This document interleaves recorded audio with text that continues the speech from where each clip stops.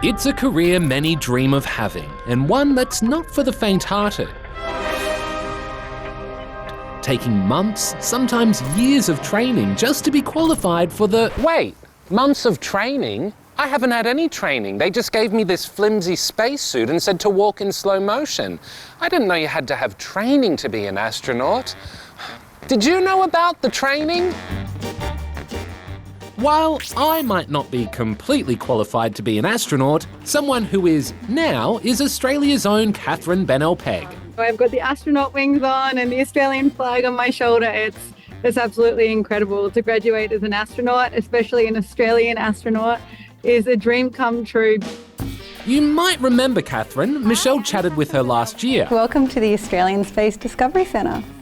When it was announced that she'd been chosen out of more than 22,000 applicants to be the first Australian to train as an astronaut in Germany, as part of a partnership between the Australian Space Agency and the European Space Agency. I didn't believe I'd ever have the chance to do this as an Australian, and now here we are. And, you know, while I might be the first to represent Australia, I certainly am determined to not be the last. That's right. Many hope that Katherine's success will lead to other Aussies being invited to train with different space agencies. So now, like me, you're probably thinking, What exactly does it take to be an astronaut? Yeah, this year's been 13 months of intense training in many different topics. Oh, intense training and many different topics. The major highlight was last week when I went on a zero-G plane. So that's when you go up in a special plane and in bursts of 22 seconds experience close to zero-G. And we're going upside down. And we did that to learn how to maneuver in space and avoid colliding too much and to do actual exercises. Zero-G means zero gravity. It feels like you're floating because gravity isn't pulling you down anymore. Ooh, which sounds absolutely incredible. I mean, it's absolutely incredible. There you go. If you can't get your hands on a zero-G plane, how about a spacewalk underwater? I don't think this pool is going to be big enough. Well, there are plenty of other things that you'll need to learn, like how to speak Russian. Borscht. Is that it? Borscht? Borscht. That's because both Russian and English are spoken on the ISS.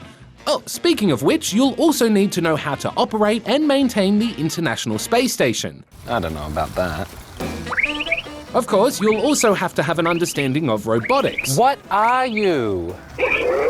And how to conduct experiments in space. Oh, I'm sure it'll work in space. Oh, and the most important part.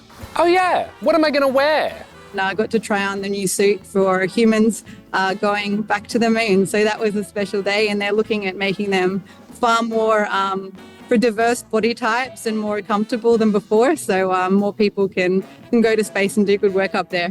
While Katherine isn't signed up for a mission to space just yet, her new qualification means she could one day head to the International Space Station and become the first Aussie woman in space.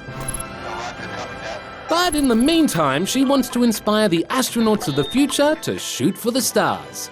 Well, I would say go for it. Being an astronaut is as fun as you can imagine. Work hard at school, work hard at your job, and dream big, because it can happen. Oh, that's what ISS stands for.